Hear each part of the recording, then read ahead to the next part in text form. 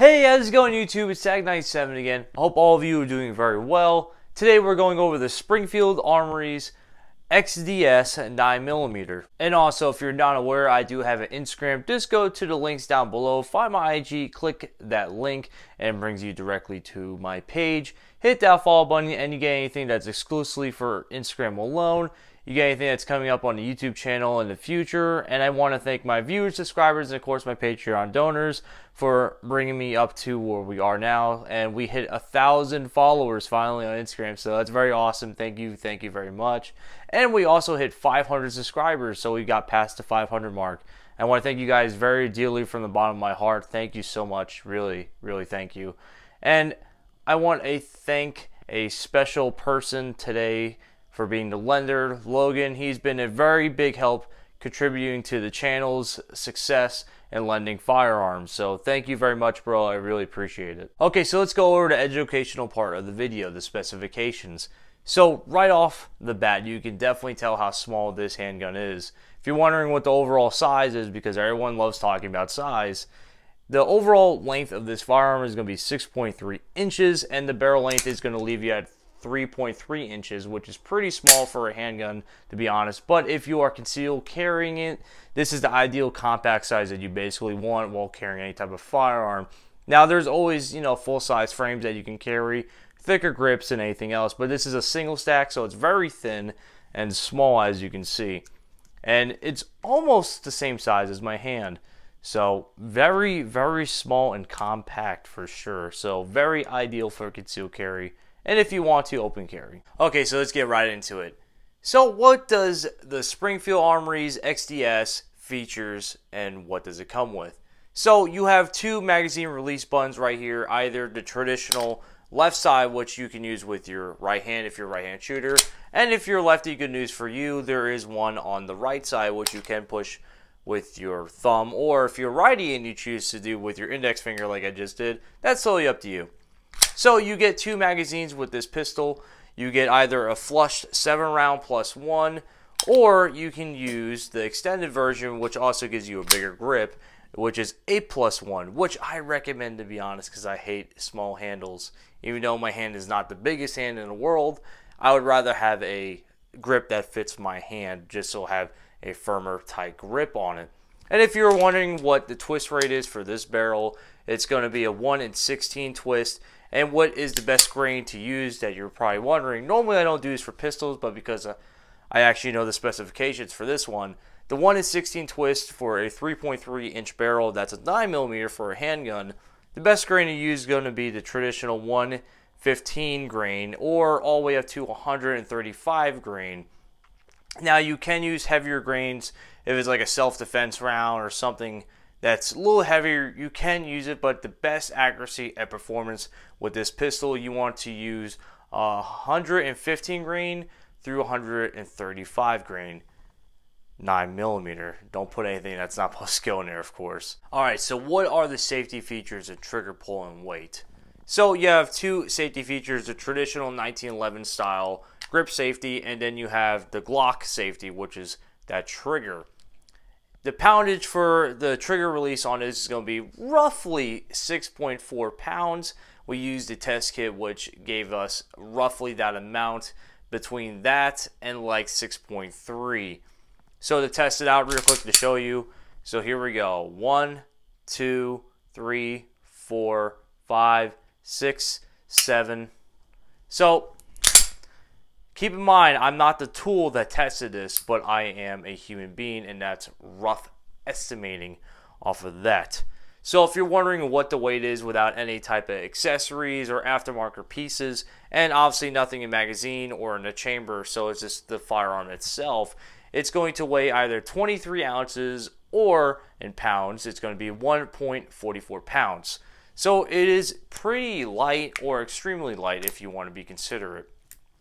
But for how small it is a heavy slide. So the counterbalance weight of it, it's like, give or take. But if you put it sideways, you could definitely tell that slide is extremely heavy, mainly because that is metal and obviously the lower is polymer. So give or take on that. And then when you put your ammunition in it, it should technically balance it in your hand but the weight may throw you off a little bit if you're not used to that kind of counterbalance on top. Now, if you're someone who uses a full metal frame handgun, this may throw you off for sure, because you could definitely tell it's a little awkward to hold. Okay, so let's talk about everyone's least favorite subject, the MSRP, or the retail price of this firearm.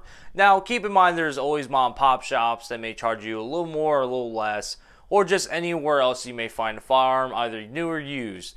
But I get my MSRPs from the website itself, so if you find it cheaper, good for you. It doesn't mean I'm lying to you about the price. I'm just going over what Springfield Armory has put the price on this XDS 9mm.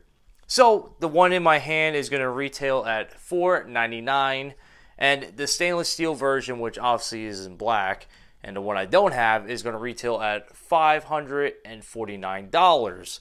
So give or take, if you want to spend a little extra money to show off your little bling, go ahead. But if you're concealed carrying, I would recommend keeping everything black. But that's my preference because I do wear a lot of black, especially jeans or pants that I wear.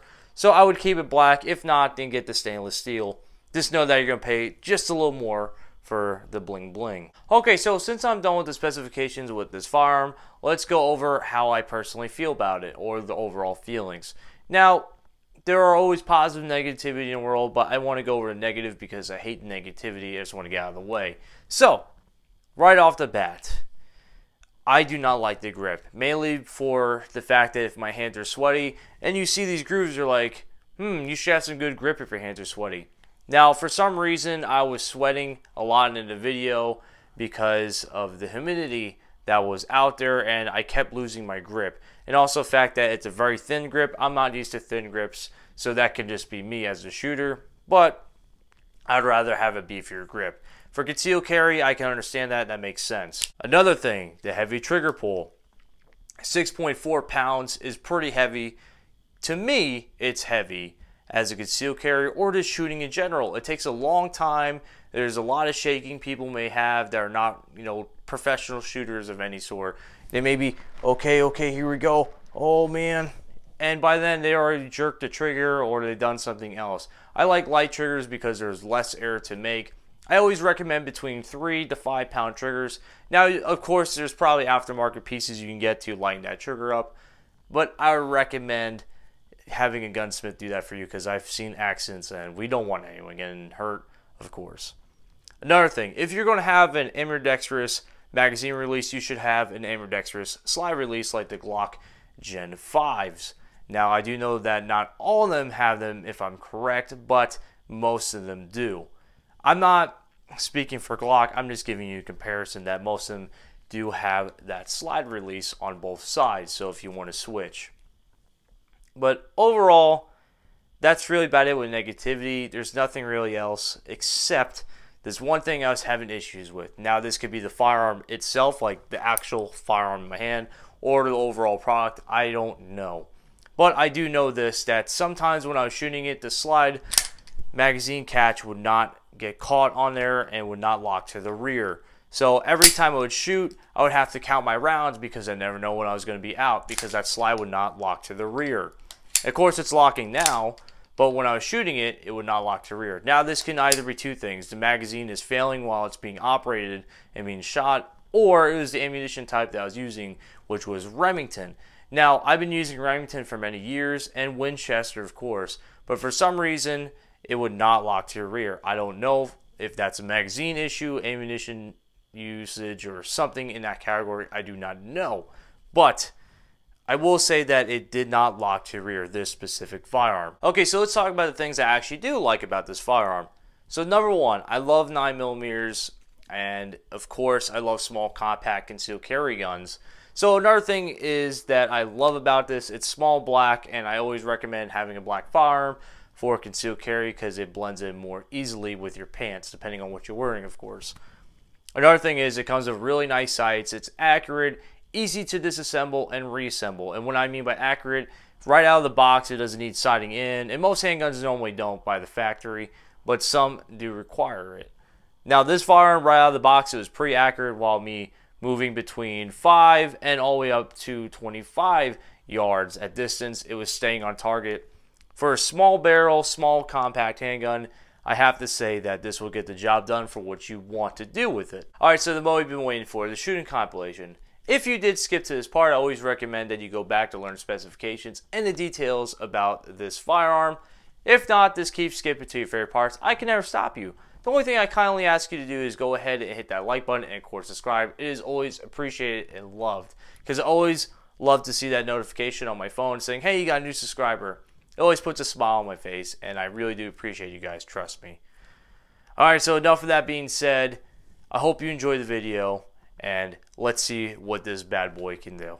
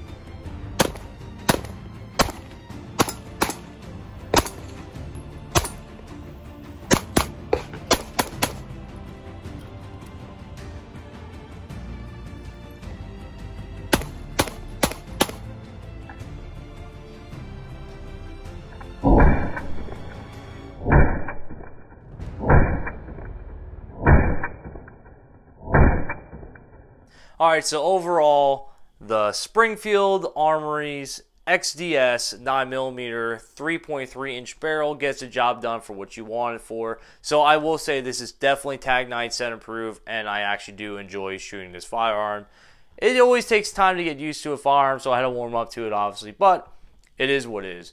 If you enjoyed this shooting review, go ahead and hit the like button, or of course subscribe, because it's always appreciated. I love you all. Stay safe, stay healthy. I'll catch you next time, okay? You take care. Thank you.